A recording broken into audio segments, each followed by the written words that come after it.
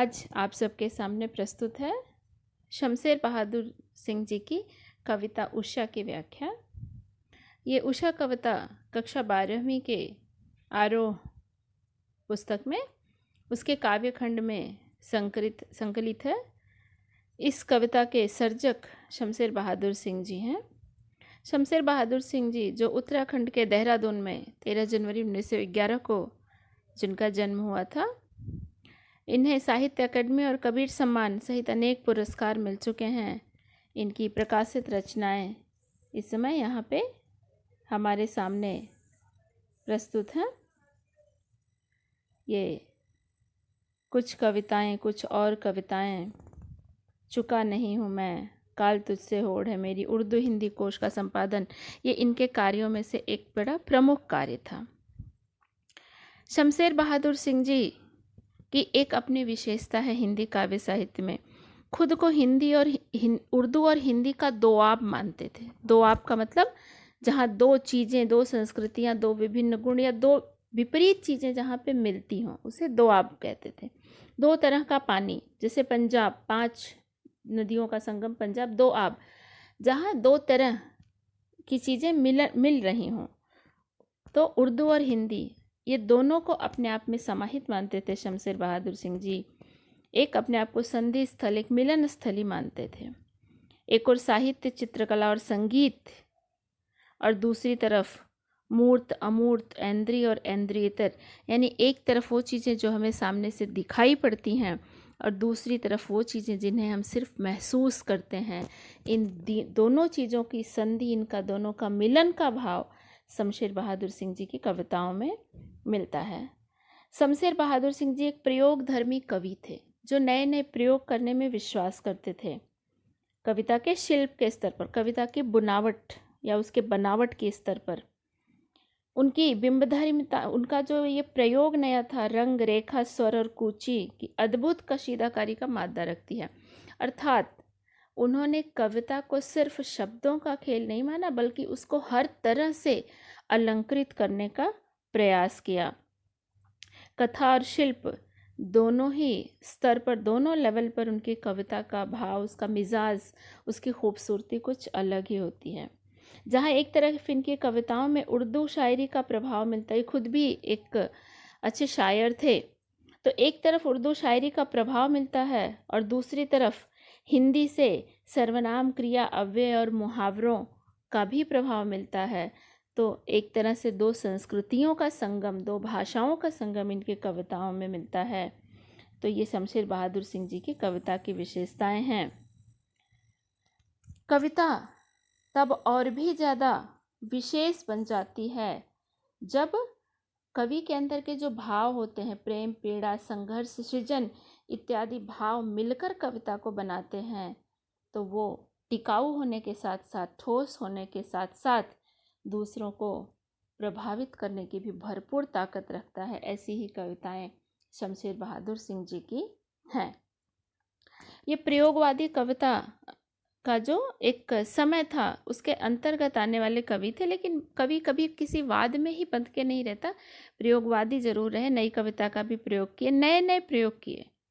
प्रयोगवाद और नई कविता का जो विशेष बदलाव का चिन्ह इसमें यही था कि इन्होंने नए नए बिंब, प्रतीक, उपमानों का प्रयोग किया, कि अपने कविता के लिए बहुत बड़े बड़े ऐसे उपमान, ऐसे चीज़ें नहीं ग्रहण की जो हम देख ना सकते हों, जो महसूस ना कर सकते हों, बल्कि उन चीज़ों को इन लोगों ने ग्रहण किया, नई कविता या नए कवियों ने, जो हमारे आसपास से है, जिसे देख के हम महसूस कर सकते हैं, हम तुलना कर सकते हैं, हम कल्पना कर सकते हैं कि हाँ ये चीज़ ऐसी ही होगी।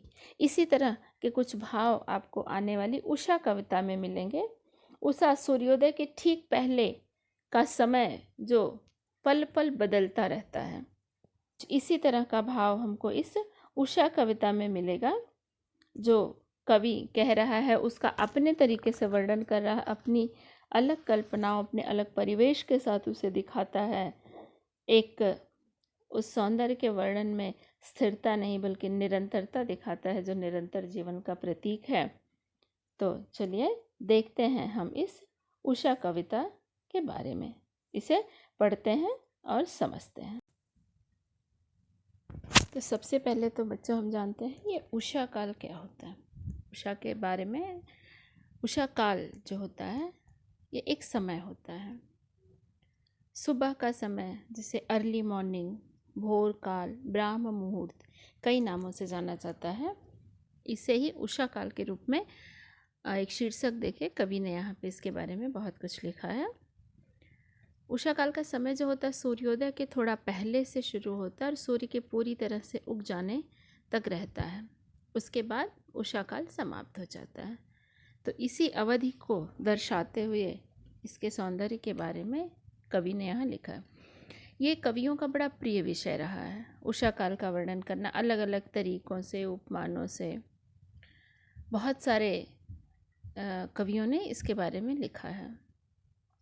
शमशेर बहादुर सिंह भी उसी कड़ी में से एक हैं, लेकिन इस उषा काल के वर्णन में आपको एक भिन्नता मिलेगी, एक अलग प्रभाव मिलेगा कि बाकी वर्णनों से जो हम आज तक पढ़ते आए हैं, ज़्यादा से ज़्यादा जो हमें उषा काल का वर्णन मिलता है, वैसे ही ये भी है, पर उपमान, प्रतीक और बिंब इसके थोड़ा अलग हैं, इसलिए ये कविता कुछ विशेष हो जाती है।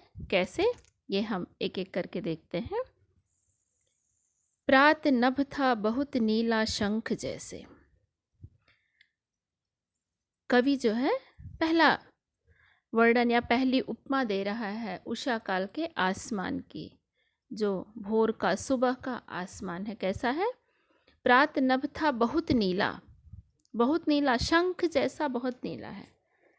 अब शंख तो नीली नहीं होती बच्चों, ये सबसे पहली बात उस उपमा को देखने के बाद हमारे मन में यही आती है कि शंख तो नीला होता ही नहीं है। फिर कैसे कहा शंख जैसा नीला? तो कवि की कल्पना और उसकी अपनी सोच कहाँ कहाँ तक कैसे कैसे पहुँचती है वो हम देखते हैं। जैसे यहाँ हम चित्र देख रहे हैं इन पंक्तियों के साथ कि एक तरफ नीला आसमान है जहाँ सफ़ेद बादलों के टुकड़े घूम रहे हैं, बड़ा स्वच्छ आसमान है, और दूसरी तरफ एक शंख दिखाई गई है जिसका आधा हिस्सा पानी में है और आधा पानी के ऊपर। आप यहाँ अंतर साफ साफ देख सकते हैं कि जो पानी के ऊपर वाला हिस्सा है ये बिल्कुल क्लियर दिख रहा है, हल्की सी रुपहली और सुनहरी सी शंख, और जो पानी के अंदर का हिस्सा है ये भी शंख दिख रही है, लेकिन एक पारदर्शिता के साथ, पानी के पारदर्शी आवरण के पीछे वो शंख छुपी हुई है। यानी शंख भी साफ दिख रही है और पानी भी बिल्कुल साफ है। तो उस पानी से, जल से छन कर आती हुई जो शंख है, धुंधली सी शंख, कुछ ऐसा ही आसमान दिख रहा है जैसे यहाँ पे ये आसमान यहाँ बिल्कुल नीला क्लियर दिख रहा है। अभी जैसे यहाँ पे जहाँ पे छोटे छोटे साफ बादलों के टुकड़े छाए हुए हैं, इनके पीछे से आसमान की नीली झलक भी दिखाई पड़ रही है। तो कवि यही कहना चाहता है कि सुबह का आसमान बहुत नीला था, बिल्कुल वैसे ही स्वच्छ और पारदर्शी सा दिख रहा था जैसे जल के अंदर छिपी हुई शंख, जल में से झलकने वाली शंख दिखती है, वैसे ही कुछ सुबह का आसमान नीला दिखाई पड़ रहा था। भोर का नभ राख से लीपा हुआ चौका अभी गीला पड़ा है। कवि की दूसरी कल्पना, दूसरा उपमान। भोर का नभ राख से लीपा हुआ चौका अभी गीला पड़ा है, कि सुबह का आसमान राख से लिपे हुए चौके की तरह दिखाई पड़ रहा था जो अभी गीला पड़ा है, कहीं कहीं अभी भी जिसमें नमी बाकी है। ये बादल के संबंध में ये बात हो गई, लेकिन इस चीज़ को कैसे कवि कैसे कल्पना कर रहा है हम वो समझते हैं। जैसे यहाँ हम देख रहे हैं चित्र में, यहाँ एक चूल्हा बना हुआ है। ये चूल्हा बच्चों ये विशेष रूप से एक तरह से गांव का वर्णन है। इस कविता में बहुत सारे उपमान हमें ऐसे ही मिलेंगे, बहुत सारे बिंब और उपमान, कि ये गांव का वर्णन है। गांव में चूल्हे की रसोई बनती, चूल्हे पे हम खाना बनाते थे। अब तो बहुत कम हो गया है, फिर भी आपको देखने के लिए तो कहीं ना कहीं मिल ही जाता है। तो खाना वगैरह बना लेने के बाद चूल्हे की सफाई की जाती थी, जैसे हम अपना गैस चूल्हा पानी साबुन वगैरह से साफ़ करते हैं वैसे ही। तो इसकी सफाई करने के लिए मिट्टी और पानी का घोल बना के रखा रहता था, और उससे खाना बनने के बाद इसकी पूरी पुताई की जाती थी, जिसे लीपना या पोतना शब्द कहा जाता था। तो यहाँ कभी वही कर रहा कि जब पुताई हो गई चूल्हे की, मिट्टी और पानी का घोल चूँकि लगा तो नमी है, लेकिन धीरे धीरे वो सूखता है, तो कहीं कहीं जल्दी सूख जाता है। जैसे ये वाला एरिया जो है जहाँ पे खाना बनता है थोड़ा गर्म हिस्सा रहता है, तो यहाँ पे जल्दी सूख जाता है, बाकी धीरे धीरे सूखता है, तो वो पैचेस जैसे दिखाई पड़ते हैं, कहीं सूखा और कहीं गीला। उससे कवि यहाँ पे कल्पना कर रहा है कि जैसे ये राख से लीपा हुआ चौका कभी गीला पड़ा है, कि आसमान का रंग रह रह के कैसा दिखता है, राख जैसा दिखता है। अभी गीला पड़ा है, जो बता रहा है कि राख जैसा दिख रहा है आसमान का रंग, जिसमें अभी भी रात की नमी, रात का ओस, उसका मॉइस्चर अभी भी थोड़ा बाकी है। बिल्कुल उसी तरह जैसे लीप लेने के बाद चौके में भी जगह जगह नमी देर तक रह जाती है। बच्चों यहाँ पे ये अभी गीला पड़ा है शब्द जो है ये कोष्ठक में लिखा हुआ है। ये नई कविता के बहुत सारे ऐसे प्रयोग कवियों ने किए हैं। नई कविता के अंतर्गत जैसे कि हम किसी भी चीज़ में नया नया प्रयोग करते ही रहते हैं, साहित्य में भी होता है। तो इस तरह से कुछ वाक्यों को कोष्ठक में लिख देना, कुछ के सामने क्वेश्चन मार्क लगा देना, कुछ को लाइन में थोड़ा एक आध गैप देके लाइंस को लिखना, या वर्णों को दूर दूर लिखना। आपको एक उदाहरण याद होगा, चंपा काले काले अक्षर नहीं चीनती का, चंपा बड़ी न ट ख ट थी, नटखट, यहाँ चारों अलग अलग वर्ण लिखे गए हैं। तो इस तरह के कुछ प्रयोग थोड़ा चमत्कार लाने के लिए, थोड़ा विशेषता लाने के लिए कवि करता है। वहाँ ऐसे ही यहाँ पे अभी गीला पड़ा है कोष्ठक में कहने का मतलब है कि सुबह का आसमान राख से लीपे हुए चौके की तरह है, और दोनों में थोड़ी नमी बाकी है, चौके में भी नमी बाकी है और आसमान में भी ओस की नमी, रात का मॉइस्चर अभी भी बाकी है। तो ये दूसरा वर्णन कवि का, दूसरी बात जो वो सुबह के उषा काल के बारे में कहना चाहता है। बहुत काली सिल जरा से लाल केसर से कि जैसे धुल गई हो। अगली जो कल्पना कर रहा है, अगली जो बात कह रहा है कवि कि सुबह का आसमान कैसा लग रहा है, जैसे काली सिल पे केसर पीस के उसे धुल दिया गया हो और उसका पानी बिखर गया हो, वैसा आसमान दिख रहा है। या काली सिल पे केसर पीस दी गई हो, तो काली सिल जहाँ पे पीसा जाता है वो हिस्सा थोड़ा लाल हो जाता है, सोना नारंगी सा हो जाता है, बाकी हिस्सा काला दिखता है। तो कुछ ऐसा ही सुबह का आसमान दिख रहा है, जैसे काली सिल पे केसर पीस के बिखेर दिया गया हो। जैसे यहाँ पे दोनों चित्र आपके सामने हैं कि ये सिल है, इस सिल पे केसर तो नहीं, जिससे हल्दी मसाले वगैरह रखे हुए हैं बच्चों। तो जब इसे पीसा जाएगा, ये तो अभी ऐसे रखा, जब इसे पीस दिया जाएगा, पीसने के बाद ये जितनी दूर पीसा जाता है उतनी दूर का रंग थोड़ा अलग हो जाता है। हालांकि ये सिल पत्थर यहाँ पे काला नहीं दिख रहा है, इमेजिन करते हैं कि ये पत्थर अगर काला हो और बीच में ये हल्दी मिर्ची वगैरह पीसी जाए तो थोड़ा सा हिस्सा उसका लाल रह जाता है, रोज रोज प्रयोग करते करते। कुछ वैसा ही यहाँ दिख रहा है। ये जो सुबह का आसमान है, इधर अभी कालीमा छाई हुई है और सूर्य यहाँ से धीरे धीरे निकल रहा है, तो थोड़ा नारंगी और थोड़ा सुनहरा ये हिस्सा दिखाई पड़ रहा है, बिल्कुल उसी तरह से जैसे काली सिल पे केसर पीस देने के बाद वहाँ का हिस्सा दिखता है। तो बहुत काली सिल, उस समय उषा काल का समय कैसा लग रहा था, पूर्व दिशा में ऐसा लग रहा था काले बादलों के बीच से निकलता हुआ सूर्य, नारंगी छटा बिखेरता हुआ सूर्य, ऐसा लग रहा था मानो काली सिल पे केसर पीस के बिखेर दिया गया हो, उसे धुल दिया गया हो और वो चारों तरफ बिखर गया हो। वैसे ही नारंगी और सुनहरा रंग चारों तरफ बिखर गया था। स्लेट पर या लाल खड़िया चाक मल दी हो किसी ने। स्लेट पर या लाल खड़िया चौक। स्लेट लकड़ी की पाटी जो पहले बच्चे लेके पढ़ने जाते थे, जैसे आप लोगों ने मेटल के स्लेट पे पढ़ा होगा, ऐसे ही पहले गांव में लकड़ी की पट्टी बनती थी, लकड़ी की स्लेट जिसे पाटी बोलते थे, उसे लेके बच्चे पढ़ने जाते थे, जो काले रंग से पॉलिश की रहती है और उस पर चौक से बच्चे लिखते थे। तो कवि की जो कल्पना है कि आसमान कैसा लग रहा है, जैसे काली स्लेट पे लाल खड़िया चौक मल दी हो, चारों तरफ खड़िया चौक, लाल रंग की चौक बिखेर दी गई हो, बीच बीच में से उसका काला हिस्सा थोड़ा थोड़ा झलकता, काला काला हिस्सा नहीं, जो गहरे नीले बादल हैं।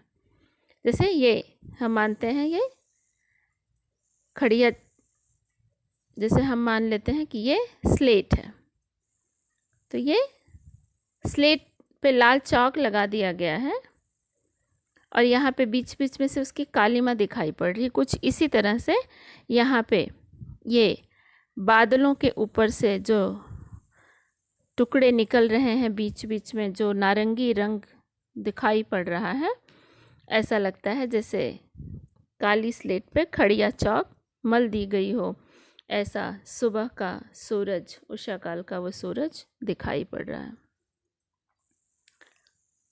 नील जल में या किसी की गौर झिलमिल देह जैसे हिल रही हो।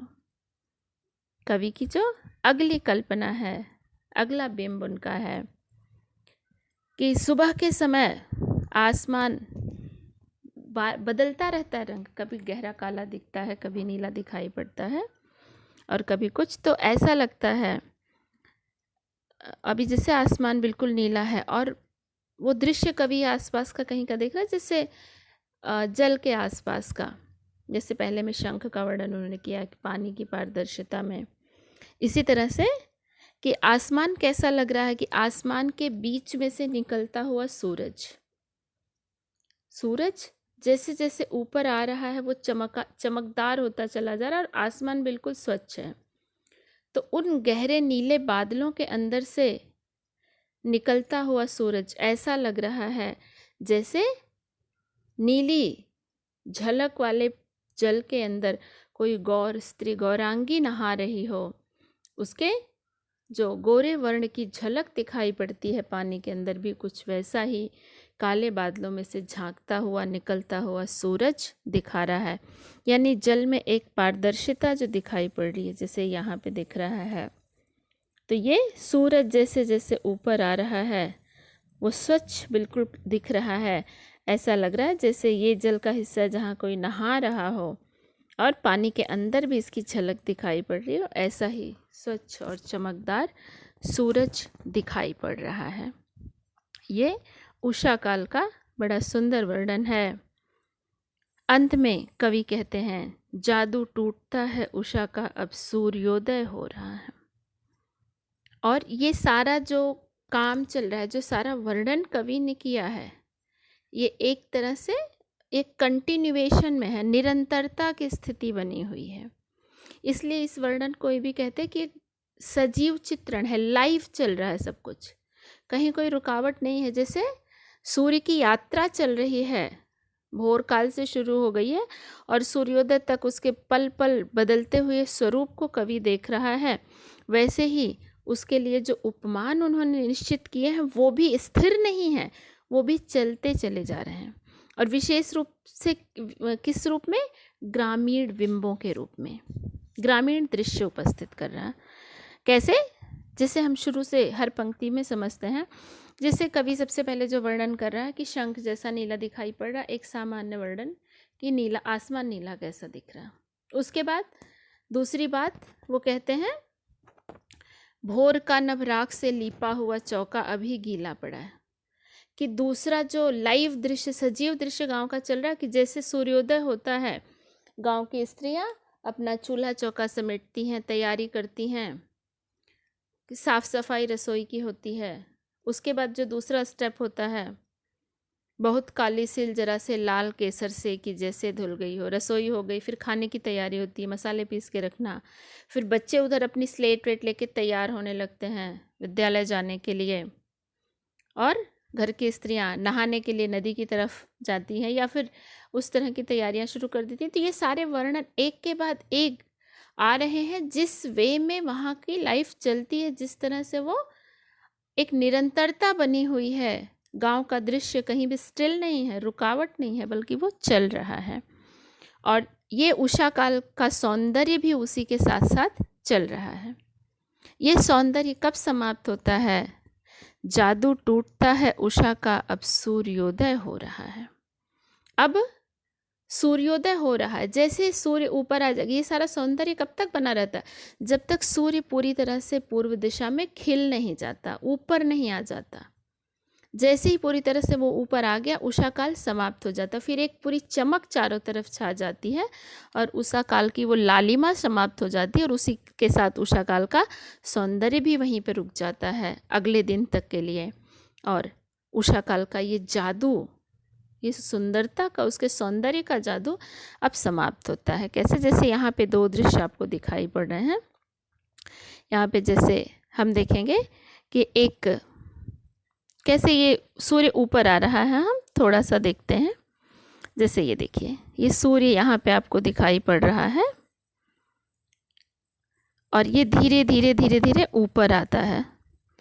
जैसे जैसे ये ऊपर आएगा वो और उसकी चमक बढ़ती जाएगी। जैसे इसके पहले, जैसे बगल वाले चित्र में आप देख रहे हैं कि सूर्य थोड़ा ऊपर अभी आया है, चारों तरफ नारंगी झलक दिखाई पड़ रही है, ये सौंदर्य कुछ अलग है। और ये दूसरे में जो वीडियो अभी चल रहा है आपके सामने, इसमें आप देख रहे हैं कि जैसे जैसे सूर्य ऊपर आ रहा है, उसका जो नारंगीपन था वो सुनहरेपन में और फिर धीरे धीरे रुपहलेपन में, सफ़ेदी में बदलता चला जाता है। और ये देखिए, जैसे यहाँ पर ये सुबह का सूर्य दिख रहा है जहाँ नारंगी झलक है, दूसरे में जहाँ वो पूरी तरह से ऊपर आ चुका है, वो बिल्कुल उस सौंदर्य से अलग हो गया है जो सूर्योदय वाले में है। तो ये उषा काल का सौंदर्य यहीं पे पूरा हो जाता है, क्योंकि सूर्योदय हो चुका है। जो वर्णन कवि करना चाह रहा था वो अब पूरा हो गया है। तो बच्चों, ये कविता जाहिर है आपको अच्छे से समझ में आ गई होगी। ये कविता कुछ ही पंक्तियों की है पर बड़ी महत्वपूर्ण है, क्योंकि इसकी हर पंक्ति में काव्य सौंदर्य का भरपूर खजाना छिपा है। लगभग हर पंक्तियों में आपको दृश्य बिंब मिलता है। पहली पंक्ति में उपमा अलंकार और अन्य में उत्प्रेक्षा अलंकार का प्रयोग हुआ है। तो क्योंकि पहली पंक्ति में वो सीधे सीधे तुलना कर रहा है कि शंख जैसा नीला है, और बाकी पंक्तियों में कवि संभावना व्यक्त कर रहा है, कल्पना व्यक्त कर रहा है, तो उन सब में उत्प्रेक्षा अलंकार है। और अंतिम पंक्ति से कवि उषा काल के सौंदर्य पर, उसके पूर्ण होने पर मुहर लगा देता है कि अब उषा काल का जादू टूट रहा है और सूर्योदय हो चुका है। और इस तरह से चाहे वो गांव का वर्णन हो, चाहे उषा की यात्रा हो, और चाहे कवि की कल्पना, तीनों चलते चलते एक निरंतरता के साथ, कंटिन्यूएशन के साथ चलते हैं और एक स्थान पे आके जहाँ वो यात्रा पूरी हो जाती है वहाँ रुक जाते हैं किसी अगली तैयारी के लिए। और इस प्रकार उषा काल का ये सुंदर वर्णन कवि के शब्दों में समाप्त होता है। तो बच्चों, इसके साथ अब हम आगे इससे संबंधित कुछ बिंदु और एक आध प्रश्न आपको मिलेंगे, और इस कविता को अच्छे से पढ़िएगा। छोटी कविता है पर बड़ी महत्वपूर्ण है। नई कविता के रूप में एक बहुत अच्छा उदाहरण आपके सामने ये है शमशेर बहादुर सिंह जी की लेखनी का जादू। तो इसी के साथ हम इस उषा काल का वर्णन बच्चों समाप्त करते हैं। धन्यवाद।